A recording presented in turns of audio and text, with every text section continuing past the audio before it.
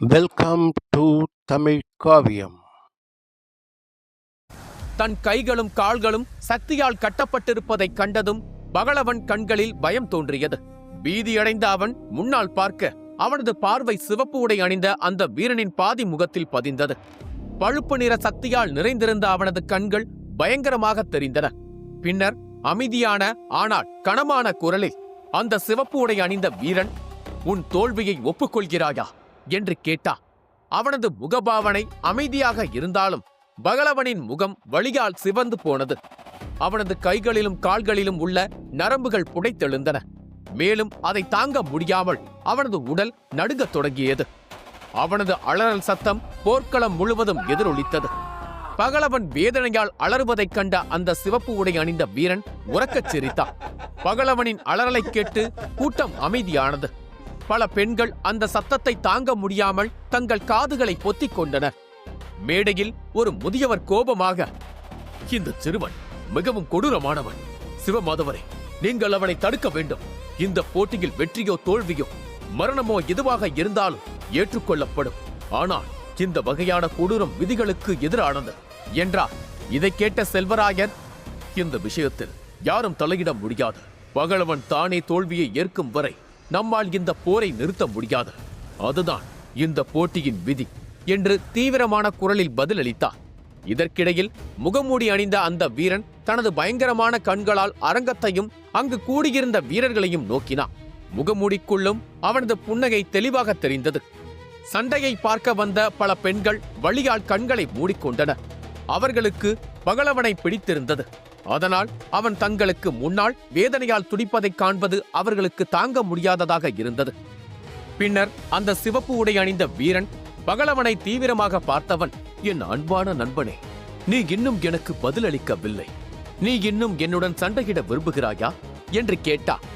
அவன் பேசும்போது தனது சக்தியின் பிடியை இன்னும் இறுக்கினான். பகலவனின் கைகளிலும் கால்களிலும் இருந்து ரத்தம் கசியத் தொடங்கியது. அவனது முகம் வலியால் கருஞ்சிவப்பு நிறமாக மாறியது. மேலும் கடுமையாக நடுங்கியபடி அவன் வார்த்தைகளை வலுக்கட்டாயமாக வெளிப்படுத்தினான். "நான் அவ்வளவு எளிதில் சரணடைய மாட்டேன்." இப்போது பகலவனின் கண்களில் மரண பயம் தெளிவாக தெரிந்தது. பீதியுடன் அவன், "உனக்கு என்னிடமிருந்து என்னதான் வேண்டும்?" என்று கேட்டான். அவனது உடல் முழுவதும் கட்டுப்படுத்த முடியாமல் நடுங்கியது. அது அவனது வலி எவ்வளவு கொடூரமானது என்பதை தெளிவாக காட்டியது.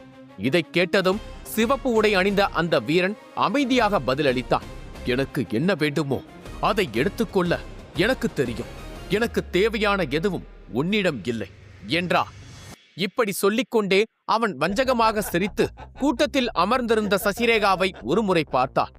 பிறகு தன் பார்வையை மீண்டும் பகலவன் பக்கம் திருப்பினான். திடீரென்று அவனது கண்கள் மாறின. மனிதர்களின் கருவிழிகள் போல வட்டமாக இருந்த அவனது கருவிழிகள் பூனையின் கருவிழிகளைப் போல செங்குத்தான கோடாக மாறியது. அவன் பார்க்கவே விசித்திரமாக இருந்தான். இதைக் கண்ட பகலவன் கடுமையாக நடுங்கத் தொடங்கினான். சிவப்பு உடை அணிந்த வீரன் உரக்கச் சிரித்து, "நான் உண்மையில் யார் என்பதை நீ உணர்ந்து விட்டாய் என்று தெரிகிறது. நல்லது.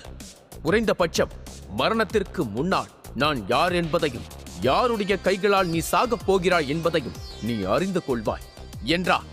அப்படி சொல்லிவிட்டு அவன் தன் விரலில் சக்தியை திரட்டி அதை நேராக பகலவனின் நெற்றியில் பாய்ச்சினான். காய்ந்த இரத்தத்தின் துர்நாற்றம் காற்றில் பரவியது. பகலவனின் வேதனை கூக்குரல்கள் எங்கும் எதிரொலித்தன.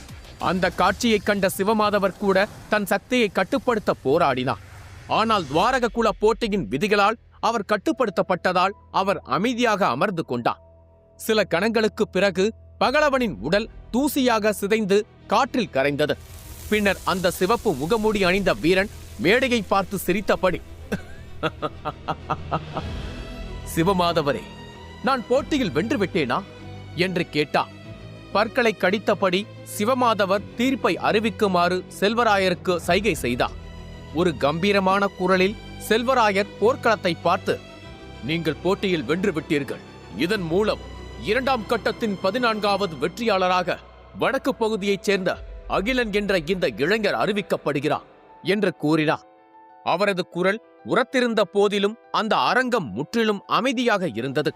ஒரு மரண அமைதி அந்த இடத்தை நிரப்பியது. இதைக் கண்ட அகிலன் மெதுவாக சிரித்து, பகலன் உண்மையிலேயே ஒரு திறமையான வீரன் என்று கூறிவிட்டு அவன் தன் இருக்கைக்கு திரும்பினான். பின்னர் செல்வராயர் கூட்டத்தை பார்த்து, இப்போது இறுதிப் போட்டிக்கான வீரர்கள் அரங்கத்திற்குள் நுழையட்டும் என்றார்.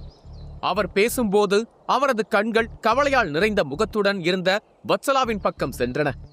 அவளது முகபாவனையை பார்த்ததும் செல்வராயரின் முகத்தில் உதவியற்ற தன்மையும் கோபமும் ஒருங்கே தோன்றின.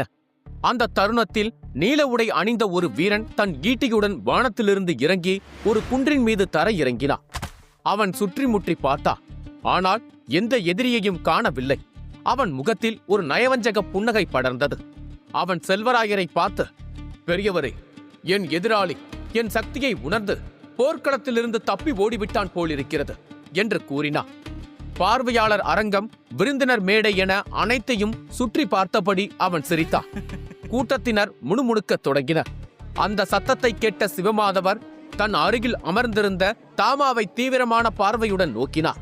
ஒரு குளிர்ந்த பெருமூச்சு விட்டபடி முடிவை அறிவிக்குமாறு செல்வராயரிடம் மெதுவாக கூறினார். செல்வராயர் பேசத் தொடங்கிய போது வானெங்கும் இடி முழக்கமும் மின்னல்களும் வெடிக்க ஆரம்பித்தன. கருமேகங்கள் ஒன்று கூடி எழுப்பிய கர்ஜனையில் அங்கிருந்த அனைவரின் முடிகளும் சிலிர்த்தன. அருகில் இருந்த மலைகள் கூட அந்த அழுத்தத்தால் பாறைகளை உருண்டோட விட்டன. காற்று பலமாக வீசியது. மரங்கள் ஆடியது. அந்த கர்ஜனை தாமா அனுப்பிய புறா அவருக்கு அனுப்பிய பதில். தாமாவின் கண்கள் சட்டென திரும்பி தொலைதூர வானத்தை பார்த்தது. வானத்தில் பிரகாசமான வெள்ளை ஒளி ஒன்று வீசியது. முழு சூரியனையும் மறைக்கக்கூடிய ஒப்பற்ற சக்தி போல ஒரு வெள்ளைப்புலி தனது இறக்கைகளை விரித்துக்கொண்டு மேகங்களை கிழித்துக்கொண்டு பறந்து வந்தது. அதன் முதுகில் கருப்பு உடை அணிந்த ஒரு சிறுவன் கம்பீரமாக அமர்ந்திருந்தான். அந்த சிறுவனின் கருமையான முடியில் லேசான நீல நிறம் படர்ந்திருந்தது. அவனது முகம் சூரிய ஒளியில் பிரகாசமாக ஜொலித்தது. அவனது கண்கள் கூர்மையானது. அவனது பார்வை தீர்க்கமாக இருந்தது. முன்னெப்போதும் இல்லாத அளவுக்கு அவனது மார்புகள் அகன்று அவனது தோள்கள் உறுதியாகி ஒரு போர்ப்படை தளபதி போல அபிமன்யு காட்சியளித்தான். அவனை கண்டதும் தாமா முகத்தில் ஒரு புன்னகை தோன்றியது.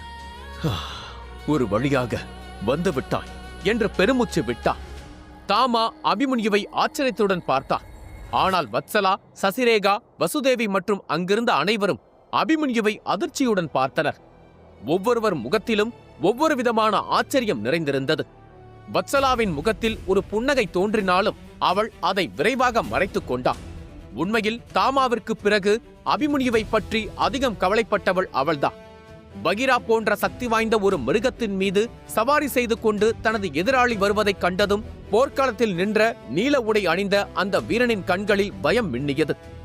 அபிமன்யுவின் பிரம்மாண்டமான வருகையைக் கண்டு அரங்கில் இருந்த பெண்கள் உரத்த குரலில் ஆரவாரம் செய்து அவன் மீதுள்ள தங்கள் அன்பை வெளிப்படுத்தினர். இதை பார்த்த வத்சலாவுக்கு பொறாமை ஏற்பட்டது. அதே சமயம் சசிரேகாவின் உடலில் இருந்து சக்தி அலைகள் வெளிப்படத் தொடங்கின. நவநீதன் அபிமன்யுவை பார்த்து கோபமாக முறைத்து, மகிழ்ச்சி கொள்ளாதே, உன் மரணம் அந்த காட்டில் அல்ல, என் கைகளில் எழுதப்பட்டுள்ளது என்று முணுமுணுத்தான். அதை கூறிவிட்டு அவன் உடனடியாக அரங்கத்தை விட்டு வெளியேறினான். காற்றில் மிதந்தபடி அபிமன்யுவை பகிரா இறக்கிவிட்டான். அபிமன்யுவும் பகிராவும் நடுவானில் மிதந்தனர். பகிரா கோபத்துடன் அபிமன்யுவை பார்த்து, அபிமன்யு, உன்னை எனது சீடன் என்று தட்சகனிடம் சொல்லிவிட்டு வந்திருக்கிறேன். என் பெயரை கெடுத்து விடாதே. போய் அந்த நீலப்புறாவை நசுக்கு என்று கூறினார். பின்னர் அபிமன்யுவின் பதிலுக்காக காத்திருக்காமல் அவர் தன் வாளை சுருட்டி அபிமன்யுவை முன்னோக்கி தள்ளினார். வந்த உடனேயே யாரையும் பார்க்காமல் நேரடியாக போர்க்களத்திற்குள் இறங்கியது அவனுக்கு விசித்திரமாக இருந்தது. இதை அவன் எதிர்பார்க்கவில்லை. வானத்தில் இருந்து போர்க்களத்தை நோக்கி குதித்த அபிமன்யு தன்னை நிலைப்படுத்திக் கொள்ளாமல் ஒரு பெரிய பாறையில் மோதவிருந்தான். அனைவரின் கண்களும் அதிர்ச்சியில் விரிந்தன. சசிரேகா கூட கவலைப்பட்டான். சண்டை தொடங்குவதற்கு முன்பே அபிமன்யு ரத்தம் கக்கப் போகிறான் என்று நினைத்த சில பெண்கள் தங்கள் கண்களை மூடிக்கொண்டனர். ஆனால் திடீரென்று அபிமன்யு தன் சக்தியை வெளிப்படுத்தினான். பழுப்பு நிற இறக்கைகள் அனைவரின் கண்களுக்கு முன்பும் அவனது முதுகில் இருந்து புடைத்தெழுந்து தோன்றின. அவன் காற்றில் அழகாக சுழன்று பாறை மீது குதித்து பின்னர் ஒரு சிறிய குன்றின் மீது மென்மையாக தரையிறங்கினான்.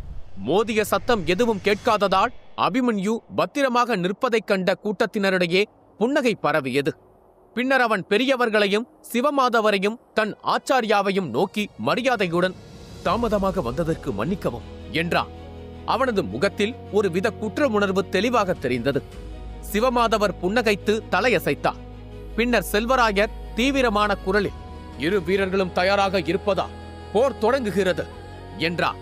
அவர் பேசி முடிப்பதற்குள் நீல உடை அணிந்த வீரன் தனது வாயுபூத சக்தியை வெளிப்படுத்தி அபிமன்யுவை பார்த்து கோபம் கொண்ட நிலையில், நீ சரியான நேரத்தில் வந்திருக்கலாம், ஆனால் சரியான நேரத்தில் வெளியேற மாட்டாய் என்றார். அபிமன்யுவை விட சுமார் 6 வயது மூத்தவனான அந்த நீல உடை அணிந்த வீரன் கொஞ்சம் கூட யோசிக்காமல் தனது தாக்குதலை துவங்கினான். வாள் வாரிசு என்று அவன் கர்ஜிக்க, அவனது கையிலிருந்து வாயுபூத ஆற்றல் அருவி போல கொட்டி நூற்றுக்கணக்கான வாள்களாக மாறி அபிமன்யுவை நோக்கி பாய்ந்தது. அது அவனை சுற்றி வளைத்தது. இதை பார்த்த அபிமன்யு புன்னகைத்து, சாதாரண பவித்ரோதக வீரன் நீ, ஆனால் அமரோதக வீரன் போல ஆணவமாய் பேசுகிறார் என்று சிரித்தார். அபிமன்யு தனது சொந்த சக்தியை வெளிப்படுத்தினான்.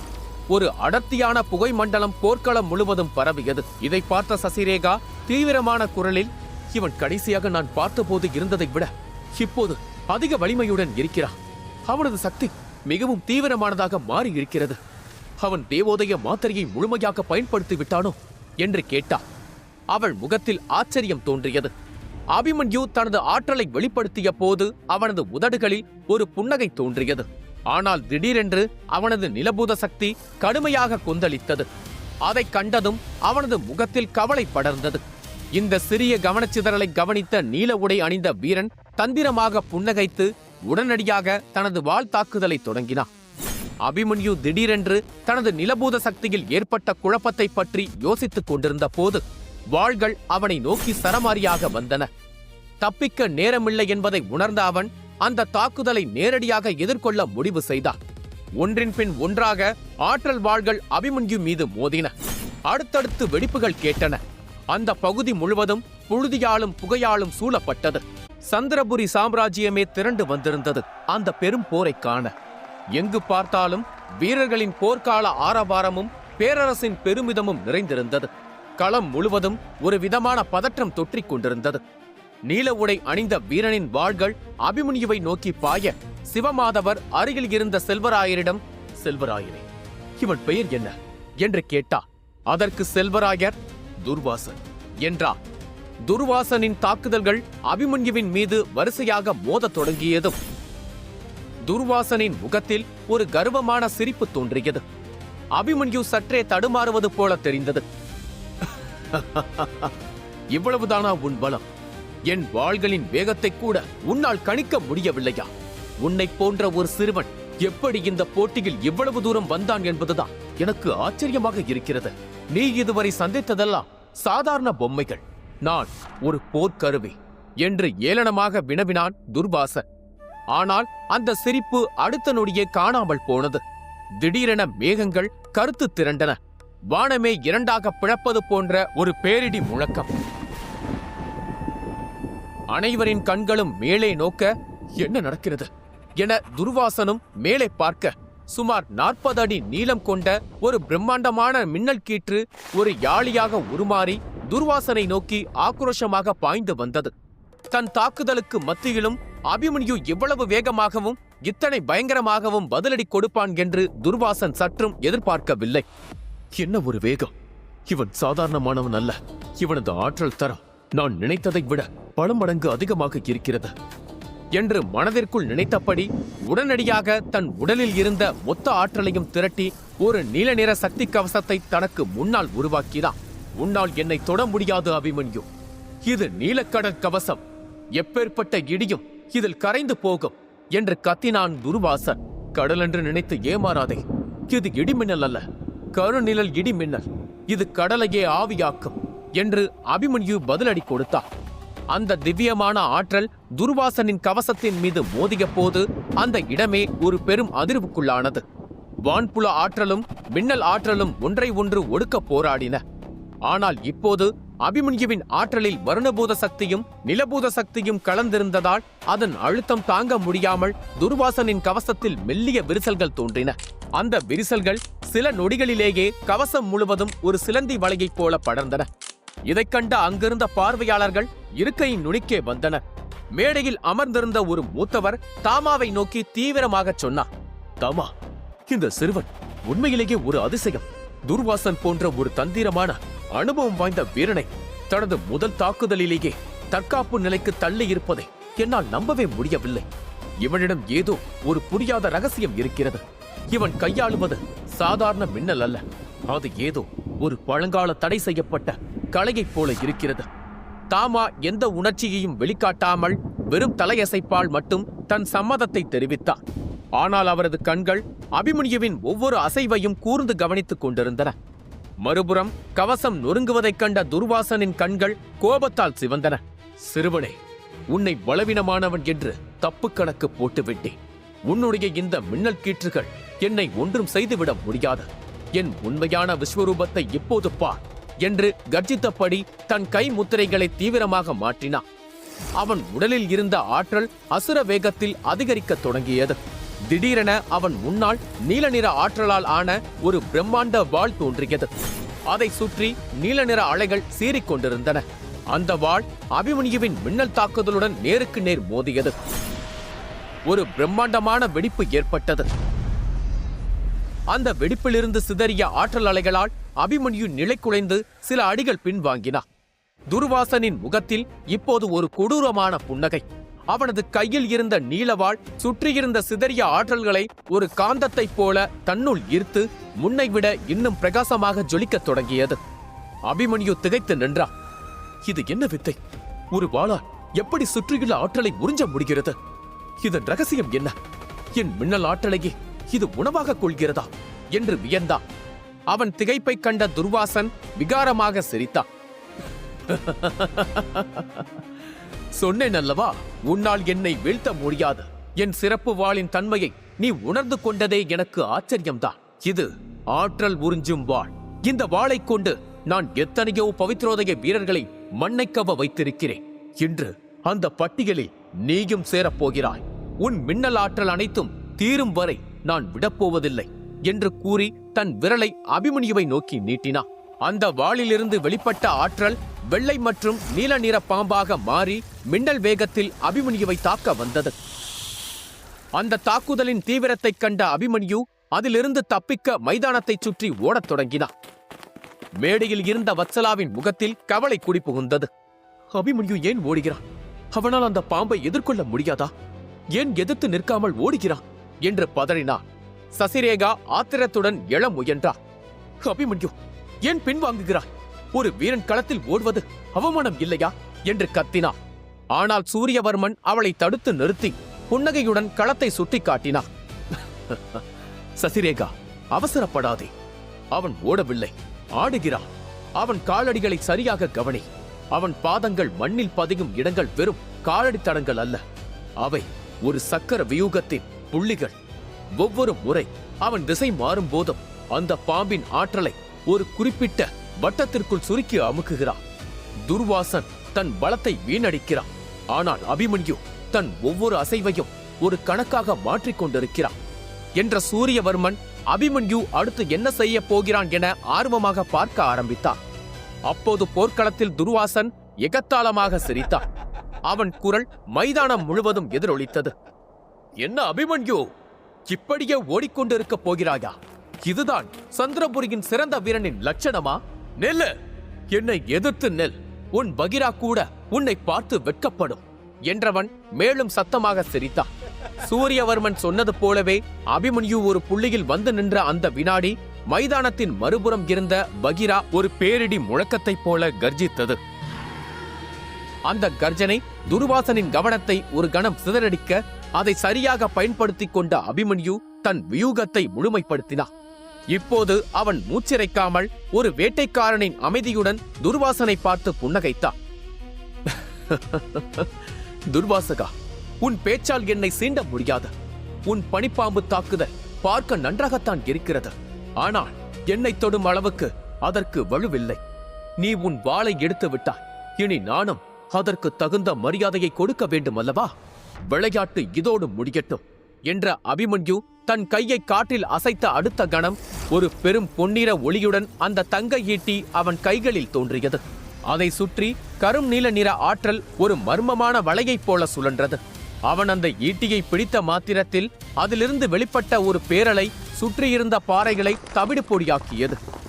மேடையிலிருந்த வெள்ளை ஆடை அணிந்த பெரியவர் அப்படியே எழுந்து நின்றார். இது எப்படி சாத்தியம்? இந்த ஈட்டி, அந்த சின்னம், இது சூரிய வம்சத்தின் தொலைந்து போன ஈட்டி ஆயிற்றே. இந்த சிறுவனிடம் எப்படி வந்தது என்று அதிர்ச்சியுடன் கேட்டார். அவரது பார்வை போர்க்களத்தில் நின்று இருந்த சுகந்தன் மீது விழுந்தது. சுகந்தனும் இமைக்காமல் அபிமன்யுவையே பார்த்து கொண்டிருந்தான். அவனது கைகள் நடுங்கின. என் குலத்தின் ரகசிய ஆயுதம் இவனிடம் எப்படி? இவன் யார் என்று சுகந்தன் தனக்குள்ளேயே முணுமுணுத்தான். அபிமன்யு எதையும் சட்டை செய்யாமல் தன் உடலில் உள்ள கருநிழல் இடிமின்னல் ஆற்றலை அந்த ஈட்டிக்குள் செலுத்தினான். சினிப்பா என்று முழங்கியபடி தன்னை நோக்கி வந்த அந்த நீல பாம்பை தாக்கினான். ஒரு பயங்கரமான வெடிப்புடன் அந்த பாம்பு சிதறி வெறும் நீராவியாக காற்றில் மறைந்து போனது. துர்வாசனுக்கு இது ஒரு பேரிடியாக அமைந்தது. இல்லை, என் ஆற்றலை உறிஞ்சாமல் அதை எப்படி அழித்தான் என்று அவன் அலறினான். அவன் பயன்படுத்தியது ஆற்றல் மோதல் தந்திரம். இது 10 சக்கரங்களையும் விழிப்படையச் செய்த பவித்ரோதய வீரர்களால் மட்டுமே செய்யக்கூடியது.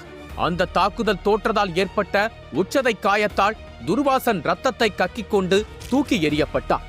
அவன் ஒரு குன்றின் மீது மோதி சரிந்தான். அபிமன்யு தனது மிக வலிமையான பிரம்மசக்கர தந்திரத்தை தொடங்க முற்பட்டான். அவனது கை விரல்கள் முத்திரைகளை உருவாக்கத் தொடங்கின. உன் ஆணவத்தை எரிக்கும் நேரம் இது துர்வாசன் என்று அபிமன்யு நெருங்கினான்.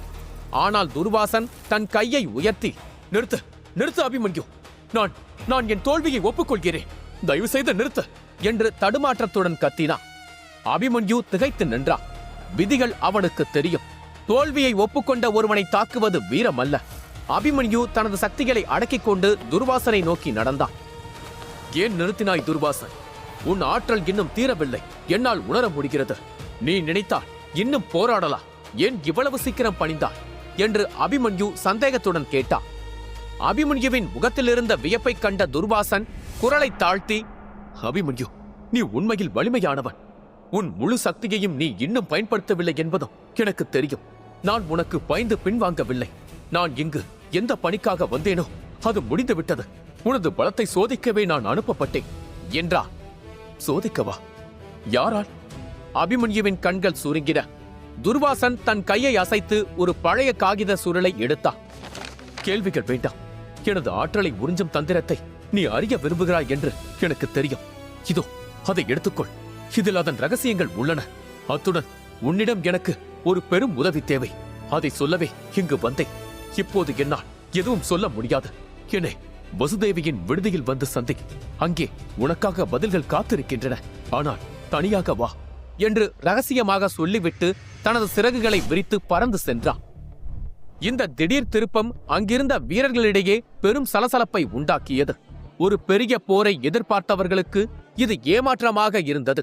ஆனால் அபிமன்யுவின் மனதில் அந்த மர்ம மனிதனை பற்றியும் அவன் கொடுத்த அந்த சுருளை பற்றியும் 1000 கேள்விகள் ஓடிக்கொண்டிருந்தன. அப்போது செல்வராயர் தனது கம்பீரமான குரலில் அறிவித்தார். இந்த தொடரின் 15வது வெற்றியாளராக அபிமன்யு அறிவிக்கப்படுகிறார். சரியாக 15 நாட்களுக்கு பிறகு இதே இடத்தில் 3ஆம் கட்ட போட்டிகள் தொடங்கும்.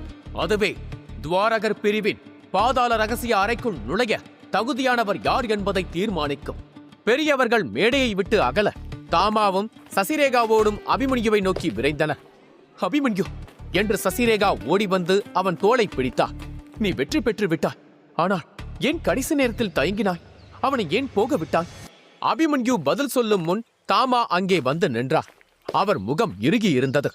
வெற்றியை கொண்டாடுவதற்கு முன் எனக்கு ஒரு பதில் சொல்ல வேண்டும் அபிமன்யு என்றார் கடுமையான குரலில். தாமா, நீங்கள் நலமாக இருக்கிறீர்களா? என் வெற்றியில் உங்களுக்கு மகிழ்ச்சி இல்லையா என்று அபிமன்யு கேட்டார். ஆனால் தாமா எரியும் கண்களுடன் அபிமன்யுவை பார்த்தார். என் மகிழ்ச்சியை விடு. அந்த பனிமூட்ட பள்ளத்தாக்கிற்கு சென்ற காரியம் என்னவானது? எதற்காக துர்வாசன் உன்னிடம் ரகசியம் பேசினான்? அவன் கையில் என்ன கொடுத்தான்? அதை என்னிடம் கொடு என்றார் அதிகாரத்துடன். அபிமன்யு அந்த சுருளை தன் முதுகுக்கு பின்னால் மறைத்துக் கொண்டு மெளிதாக புன்னகைத்தான். அது எனக்கும் அவனுக்கும் உள்ள விஷயம் ஆச்சாரியரே. ஆனால் ஒன்று சொல்கிறேன், நான் அங்கு தீவலய அக்னி ஆற்றலின் ரகசியத்தையும் அறிந்து கொண்டேன். அது இப்போது என் வசம் உள்ளது. அபிமன்யு பேசி முடிப்பதற்குள் தாமாவின் முகம் கோபத்தால் சிவந்தது. அவர் அபிமன்யுவின் சட்டையை பிடித்து உலுக்கினார். முட்டாளே, என்ன காரியம் செய்தாய்? அந்த ஆற்றலை தொடுவது எவ்வளவு ஆபத்து என்று உனக்கு தெரியுமா? அது ஒரு வரம் அல்ல, சாபம். நீ எத்தகைய பேராபத்தை விலைக்கு வாங்கியிருக்கிறாய் என்பது உனக்கு புரியவில்லை. அது உன்னை மட்டுமல்ல, இந்த சந்திரபுரியையே அழித்துவிடும் என்று கத்தினார். அபிமன்யுவின் கண்கள் விரிந்தன. ஆச்சாரியரே என்றவன் குழப்பத்துடன், ஏன் ஒரு ஆற்றல் எப்படி சாபமாகும் என கேட்டான். அதை விளக்க நேரமில்லை. துர்வாசன் உன்னை வசுதேவியின் விடுதிக்கு அழைத்திருந்தால் அது நிச்சயம் ஒரு பொறியாகத்தான் இருக்கும். நீ அங்கு போகக்கூடாது என்று எச்சரித்தார் தாமா. சந்திரபுருக்கு திரும்பியதும் ஆரவாரங்களை எல்லாம் கடந்து அபிமன்யு நேராக தனது குருவான தாமாவை சந்தித்தான். தாமா அவனது உடல்நிலையை பற்றி விசாரித்துக் கொண்டிருந்தான். அபிமன்யுவும் தன் பயணத்தை பற்றி விவரிக்கத் தொடங்கிய அந்த சமயத்தில் திடீரென தாமாவின் கண்கள் கோபத்தால் சிவந்தன. தாமாவின் முகத்தில் தெரிந்த அந்த மாற்றத்தைக் கண்டு அபிமன்யு திடுக்கிட்டான். என்ன ஆனது குருவே? நான் ஏதேனும் தவறாக சொல்லிவிட்டேனா? ஏன் உங்கள் முகம் இப்படி மாறுகிறது என்று ஆழ்ந்த கவலையுடன் கேட்டான். அவன் கேள்வியை முடிப்பதற்குள் ஒரு கரகரப்பான எலும்புகளை உறைய வைக்கும் ஏளனச் சிரிப்பு தாமாவின் செவிகளை எட்டியது. அந்த சத்தத்தை கேட்டதும் அபிமன்யுவின் கவனம் தன் முதுகுக்கு பின்னால் திரும்பியது. அப்போதுதான் அவனுக்கு புரிந்தது, குருவின் கோபம் தன் மீது அல்ல, தனக்கு பின்னால் வந்து நிற்கும் அந்த மர்ம நபரின் மீது என்று. அபிமன்யு சட்டென்று திரும்பி பார்த்தபோது அங்கே ஒரு விசித்திரமான உருவம் நின்று கொண்டிருந்தது. உடல் முழுவதும் இரத்த சிவப்பு நிற ஆடை அணிந்திருந்த அந்த வீரன் தன் முகத்தையும் கைகளையும் முழுவதுமாக மூடியிருந்தான். அவன் பெயர் ஜெயந்தன். அபிமன்யு எவ்வளவோ முயன்றும் அந்த உருவம் யார் என்பதை அவனால் நினைவு கூற முடியவில்லை. அவனது தோற்றமும் அவனிடமிருந்து வெளிப்பட்ட எதிர்மறை ஆற்றலும் அபிமன்யுவிற்கு புதிதாக இருந்தன. அது ஒரு மயான அமைதியைப் போன்ற நடுக்கத்தை தந்தது. யார் நீ? அனுமதியின்றி எங்கள் உரையாடலில் குறுக்கிட்ட உனக்கு எவ்வளவு தைரியம்? இது சந்திரபுரியின் புனிதமான இடம். இங்கே அந்நியர்களுக்கு இடமில்லை என்று அபிமன்யு அதிகாரமாக கேட்டான். அபிமன்யு மேலும் பேசுவதற்குள் அவனது உடலுக்குள் ஒரு பெரும் பிரளயமே வெடித்தது. அவனது ஆன்மாவில் கலந்திருந்த நிலபூத சக்தி திடீரென கட்டுப்பாடு இன்றி நடுங்கத் தொடங்கியது. உடலுக்குள் ஏற்பட்ட இந்த திடீர் கொந்தளிப்பால் அபிமன்யுவின் முகம் வலியால் சுருங்கியது. அவன் நரம்புகள் புடைத்தன. ஏதோ ஒன்று அவன் எலும்புகளை உள்ளிருந்தே நொறுக்குவது போன்ற உணர்வு ஏற்பட்டது. அவன் மார்பை பிடித்துக்கொண்டு மண்டியிட்டான். அவனது தவிப்பைக் கண்ட தாமா அடுத்த நொடியே செயல்பட்டான். அபிமன்யு, மனதை சிதறவிடாதே, மூச்சை கவனி என்று கூறியவர் தனது கைகளை உயர்த்தினார். தூய்மையான வெண்ணிற காட்டு சக்தி அவரிடமிருந்து ஒரு சூறாவளியைப் போல வெளிப்பட்டது. அது ஒரு மெல்லிய போர்வையைப் போல அபிமன்யுவின் ஆன்மாவை சூழ்ந்து அவனுக்குள் சீறிக்கொண்டிருந்த நிலபூத சக்தியை அமைதிப்படுத்தியது. அதைக் கண்ட ஜெயந்தன் அபிமன்யுவை விசித்திரமாக பார்த்தான். அவனது கரகரப்பான குரல் மீண்டும் ஒலித்தது. நான் நினைத்தேன், துவாரகர் பிரிவினர் குறுக்கிட்டதால் எனக்கு பெரும் இழப்பு ஏற்பட்டதென்று. ஆனால் உனக்குள் இருக்கும் இந்த நிலபூத சக்தியை பார்க்கும் போது நான் வியந்து போனேன். ஒரு சாதாரண மனித உடலில் இவ்வளவு வீரியமான சக்தியா? அதுவும் ஒரு சிறுவனிடம். இது வீண் என்றவன் அபிமன்யுவை பார்த்தான். அவன் பேச்சை கேட்ட அபிமன்யு வலியையும் மீறி கோபத்துடன் எழுந்து பதில் சொல்ல தயாரானா. அவன் கண்கள் சிவந்தன. நான் சிறுவனா இல்லை சிங்கமா என்று பார்க்கிறாயா? என் ஆற்றலை சோதிக்க அருகில் வா என்று சவால் விட்டான். ஆனால் தாமா அவனை தடுத்தார். அவர் குரலில் இப்போது ஒரு விதமான அவசரம் இருந்தது. அபிமன்யு, நிறுத்து. இவனுடன் வாக்குவாதம் செய்ய இது நேரமல்ல. இவன் பேசுவதை கேட்பதே உன் ஆன்மாவிற்கு விஷம். நாம் இங்கிருந்து செல்ல வேண்டும். நான் உன்னிடம் ஒரு முக்கியமான விஷயத்தை பற்றி பேச வேண்டும். வா என்று கூறிவிட்டு தாமா விறுவிறுவென்று நடக்கத் தொடங்கினார். குருவின் இந்த திடீர் முடிவிற்கான காரணம் புரியவில்லை என்றாலும் அபிமன்யு மறுபேச்சு பேசாமல் அவரை பின்தொடர்ந்தார். அவர்கள் செல்வதை பார்த்த ஜெயந்தன் மீண்டும் இழிவாகச் சிரித்தான். ஏய் சிறுவனே, எங்கே ஓடுகிறாய்? நீ உயிரோடு இருக்க ஆசைப்பட்டால் உனக்குள் இருக்கும் நிலபூத சக்தியின் ஆன்ம விதையை என்னிடம் கொடுத்து விடு. அது உனக்கு சுமை, எனக்கு சொத்து. இல்லையென்றால் அந்த சக்தி உன்னை உள்ளிருந்தே தின்று தீர்த்துவிடும். உன் சடலம் கூட மிஞ்சாது.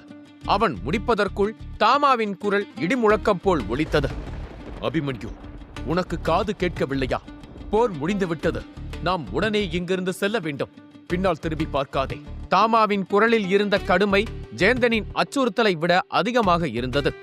அபிமன்யு பற்களை கடித்துக் கொண்டு அமைதியாக தாமாவை பின்தொடர்ந்து போர்க்களத்தை விட்டு வெளியேறத் தொடங்கினான். தன்னை துச்சமாக மதித்து அவர்கள் செல்வதை பார்த்த ஜெயந்தனின் ஆணவம் ஆடியது. கோபத்தில் உச்சிக்கு சென்ற அவன், என்ன தாமாவே, உங்கள் சீடனுக்கு பயந்து ஓடத்தான் சொல்லிக் கொடுத்திருக்கிறீர்களா என்று எகத்தாளமாக கேட்டு ஏளனமாக சிரித்தான் ஜெயந்தன். அந்த வார்த்தைகள் அபிமன்யுவின் கால்களை கட்டி போட்டன. அவன் சட்டென்று நின்றான். அவனது முகம் அவமானத்தாலும் கோபத்தாலும் சிவந்தது. அவன் கைகள் இறுகி நரம்புகள் புடைத்தன. யாரை சொல்கிறாய், கோழை என்று அவன் திரும்ப முயன்ற அந்த தருணத்தில் திடீரென போர்க்களத்தின் திசையிலிருந்து 2 நிழல்கள் மின்னல் வேகத்தில் வந்து ஜெயந்தனுக்கு முன்னால் மலை போல நின்றன. அவர்கள் வேறு யாரும் அல்ல, சந்திரபுரியின் மூத்த பெரியவர்களான மலையமான் மற்றும் அதிக நம்பி ஆவர். அவர்களின் உடலில் இருந்து வெளிப்பட்ட ஆபத்தான ஆற்றல் அலைகள் அங்கிருந்த காற்றையே கடக்கச் செய்தன. அவர்கள் அபிமன்யுவை பார்த்து, சிறுவனே, தாமாவுடன் செல். இவனை நாங்கள் பார்த்துக் கொள்கிறோம். போர் முடிந்துவிட்டது. விதிகளின்படி யாரும் இங்கே இருக்க அனுமதி இல்லை. நீங்கள் சென்று ஓய்வெடுப்பதுதான் நல்லது என்று மிகவும் கண்டிப்பாக கூறினர். அதே சமயம் அவர்களின் பார்வை எதிரே நின்று இருந்த ஜெயந்தன் மீது ஒரு கழுகை போல பதிந்திருந்தது. மலையமானையும் அதிக நம்பியையும் கண்ட தாமா அவர்களுக்கு நன்றி தெரிவித்தார். உடனே அதிக நம்பி பணிவுடன் கூறினார், தாமரை, நீங்கள் எங்களுக்கு நன்றி சொல்ல தேவையில்லை. உங்களின் உண்மையான ஆற்றலுக்கு முன்னால் நாங்கள் வெறும் தூசு. நல்ல வேளை உங்களை இங்கேயே சந்தித்தோம். நாளை ஒரு சிறப்பு வைபவம் நடைபெற உள்ளது. அது குறித்து தலைவர் சிவமாதவர் உங்களுடன் ஒரு முக்கிய விஷயத்தை பற்றி விவாதிக்க விரும்புகிறார். அதனால் தாங்கள் நிச்சயம் வர வேண்டும் என்றார். தாமா தலையசைத்து சம்மதம் தெரிவித்தார். பின்னர் அபிமன்யுவை அழைத்துக் கொண்டு துவாரகர் பிரிவின் மாளிகையை நோக்கி சென்றார். மறுபுறம் மலையமானும் அதிக நம்பியும் அந்த மர்ம நபரான ஜெயந்தனை அங்கிருந்து நகர விடாமல் தடுத்து நிறுத்தினர். மாளிகையை அடைந்ததும் தாமா அபிமன்யுவை ஓய்வெடுக்குமாறு சொல்லிவிட்டு தன் அறைக்கு சென்றார். நீண்டதொரு பயணமும் போரின் சோர்வும் நிலபூத சக்தியின் அழுத்தமும் அபிமன்யுவை வாட்டியிருந்தன. மெத்தையில் சாய்ந்த அடுத்த நொடியே அவன் ஆழ்ந்த உறக்கத்திற்கு சென்றான். அது சாதாரண உறக்கம் அல்ல, மயக்கம் கலந்த உறக்கம். மறுநாள் காலை கதவை தட்டும் சத்தம் அபிமன்யுவின் உறக்கத்தை கலைத்தது. யார் அது? விடியற் காலையிலேயே கதவை உடைப்பது என்று எரிச்சலுடன் படுக்கையில் எழுந்து அமர்ந்தவன், உள்ளே வாருங்கள் என்று கோபமாக கத்தினான். அவன் குரல் கேட்டதும் தட்டுவது நின்றது. கதவு மெதுவாக திறந்தது. சிவப்பு நிற ஆடையணிந்த ஒரு நளினமான உருவம் உள்ளே நுழைந்தது. அவள் வேறு யாரும் அல்ல, அழகிய வத்சலா. அவள் பார்வை நேராக கட்டிலில் அமர்ந்திருந்த அபிமன்யுவின் மீது விழுந்தது. அபிமன்யு தனது மேலாடையை அணிந்திருக்கவில்லை. அவனது உடற்கட்டு ஒரு சிற்பத்தைப் போல இருந்தாலும் போரின் வடுக்கள் ஆங்காங்கே தெரிந்தன. ஆனால் எல்லாவற்றிற்கும் மேலாக அவன் மார்பின் நடுவே ஒரு மெல்லிய நீலம் மற்றும் அடற்பழுப்பு நிறத்தில் ஒரு கோலம் விரிசல்களுடன் காட்சியளித்தது. அதிலிருந்து ஆபத்தான ஆற்றல் கசிந்து கொண்டிருந்தது. அவள் தன்னை இமைக்காமல் பார்ப்பதைக் கண்ட அபிமன்யு கட்டிலிலிருந்து எழுந்து அவளை நோக்கி நடந்தான். என்ன வத்சலா, துவாரகர் பிரிவைச் சேர்ந்தவர்கள் எப்போதும் விருந்தினர்களின் தூக்கத்தை இப்படி கெடுப்பார்களா? அல்லது என்னை பார்ப்பதற்காகவே சாக்குப்போக்கு சொல்லி வந்தாயா? இல்லை, நான் உயிரோடு இருக்கிறேனா என்று சோதிக்க வந்தாயா என்று குறும்புடன் கேட்டான். அபிமன்யுவின் ஆடை இல்லாத மேனியைக் கண்ட வத்சலா முதலில் சற்று அதிர்ந்தாலும் வெட்கத்தாலும் கோபத்தாலும் முகத்தை திருப்பிக் கொண்டா. நீ சக்திசாலியாக மாறியதும் இவ்வளவு திமிர் பிடித்து அலைவாய் என்று நான் நினைக்கவில்லை. ஒரு இளவரசியின் முன்னால் ஆடை இல்லாமல் நிற்கிறாயே, உனக்கு வெட்கமாக இல்லையா? உன்னை பார்க்க எனக்கென்ன அவ்வளவு அவசியம்? அவள் குரலில் மெல்லிய நடுக்கம் இருந்தது. அவள் பேச்சை கேட்டு அபிமன்யு கேலியாக சிரித்தான். வெட்கமா? யார் கேட்பது? வெட்கம் என்றால் என்னவென்று தெரியாத நீயா இதை கேட்கிறாய்? அன்று காட்டில் அந்த மரண போராட்டத்திற்கு நடுவே நாம் இருவரும் உயிரை கையில் பிடித்துக் கொண்டு ஒன்றாக சிக்கி இருந்தோமே, அந்த ஆபத்தான தருணத்தில் உனக்கு இந்த வெட்கம் எல்லாம் எங்கே போனது? அன்று என் காயங்களுக்கு நீ மருந்திட்ட போது ஆடை விலகி இருந்தது. உனக்கு ஒரு குறையாக தெரியவில்லையே, என்று மட்டும் என்ன புது பாவனை என்று சாவகாசமாக பதில் சொன்னான் அபிமன்யு. அபிமன்யுவின் இந்த எதிர்பாராத பதிலடி வத்சலாவின் முகத்தை இரத்தச் சிவப்பாக மாற்றியது. அவள் கண்களில் கோபமும் அதே சமயம் பழைய நினைவுகளின் தாக்கமும் கலந்திருந்தது. நீ நீ எல்லை மீறுகிறாய் அபிமன்யு. பழைய கதையை பேசி என் வாயை அடைக்கலாம் என்று நினைக்காதே என்று வார்த்தைகள் வராமல் திணறினார். அபிமன்யு சாவகாசமாக அங்கிருந்த பாத்திரத்தில் இருந்த நீரில் முகத்தை கழுவி துணியால் உடலை துடைத்துக் கொண்டு ஆடையை அணிந்தார். சரி, வந்த விஷயத்தை சொல். என் தூக்கம் கலைந்து விட்டது. நீ சும்மா வந்திருக்க மாட்டாய் என்றா. கோபத்தின் உச்சிக்குச் சென்ற வத்சலா, நிறுத்து உன் உளறலை. உன் அறைக்கு வர வேண்டும் என்ற ஆசை எனக்கு இல்லை. சந்திரபுரியே உன்னை கொண்டாட காத்திருக்கிறது. ஆனால் நீ கடந்த 2 நாட்களாக கும்பகர்ணனைப் போல தூங்கிக் கொண்டே இருக்கிறாய். பெரியவர்கள் சொன்னதை கூட மறந்து விட்டாய். இன்று துவாரகர் பிரிவில் ஒரு முக்கியமான ஆலோசனை நடைபெறுகிறது. தாமா மட்டும் கெஞ்சி கேட்டுக் கொண்டிருக்காவிட்டால் நான் ஏன் இங்கே வரப்போகிறேன்? உன்னை எழுப்ப வந்ததே என் தவறு என்று சொல்லிவிட்டு கோபத்துடன் காலை தரையில் உதைத்துவிட்டு வெளியேறினார். அவள் செல்வதை பார்த்த அபிமன்யுவின் பார்வை அவள் இடுப்பசைவில் சற்று நிலைத்தது. இவள் கோபப்பட்டாலும் அழகுதான். ஆனால் இவள் கோபத்திற்கு பின்னால் ஏதோ கவலை இருக்கிறது என்று முணுமுணுத்தான். பின்னர் தலையை உலுக்கிக் கொண்டு தன் மார்பில் இருந்த அந்த விரிசல் விழுந்த கோலத்தை பார்த்தா. அது முன்பை விட பெரிதாகி இருந்தது. வலி லேசாக சுருக்கென்று குத்தியது. என்னுடைய நிலபூத சக்தி எல்லை மீறி போய்க் கொண்டிருக்கிறது. மீதமுள்ள 3 பூத சக்திகளையும் நான் எவ்வளவு சீக்கிரம் முடியுமோ அவ்வளவு சீக்கிரம் அடைய வேண்டும். இல்லையென்றால் இந்த சக்திகளை என் உயிரை எடுத்துவிடும். இந்த விரிசல் என் ஆன்மாவையை சிதைத்துவிடும் என்று தனக்குத்தானே கவலையுடன் சொல்லிக் கொண்டா. அறையை விட்டு வெளியேறி தாமாவின் அறையை நோக்கி நடந்தான் அபிமன்யு. அப்போது பின்னாலிருந்து ஒரு இனிய குரல் அபிமன்யு என்று அழைத்தது. அந்த குரல் வத்சலாவின் குரலை விட மென்மையாகவும் அன்பாகவும் இருந்தது. திரும்பி பார்த்தா. அங்கே நீல நிற ஆடை அணிந்து தேவதை போல் நின்று இருந்தாள் வசுதேவி. வசுதேவி என்ற அபிமன்யுவின் முகத்தில் உண்மையான புன்னகை பூத்தது. நீ பத்திரமாக திரும்பியதில் எனக்கு மிக்க மகிழ்ச்சி அபிமன்யு. நான் உன்னை சந்திக்க 2 முறை வந்தேன். ஆனால் நீ கடந்த 2 நாட்களாக எழவே இல்லை என்று சொன்னார்கள். உன் அறையிலிருந்து விசித்திரமான அதிர்வுகள் வருவதாகவும் காவலர்கள் பயந்தார்கள். அதனால் தொந்தரவு செய்ய வேண்டாம் என்று சென்று விட்டேன் என்றாள் வசுதேவி மென்மையாக. அபிமன்யு சற்று தர்ம சங்கடத்துடன் தலையை சொரிந்தார். ஆமாம், அது முக்கியமான வேலைதான். அதாவது ஆழ்ந்த தியானம் என்று வைத்துக் கொள்ளலாமே. கனவிலும் போர் நடக்கும் என்று எனக்கு தெரியாது. இருக்கட்டும், நீ எதற்காக என்னை தேடினாய்?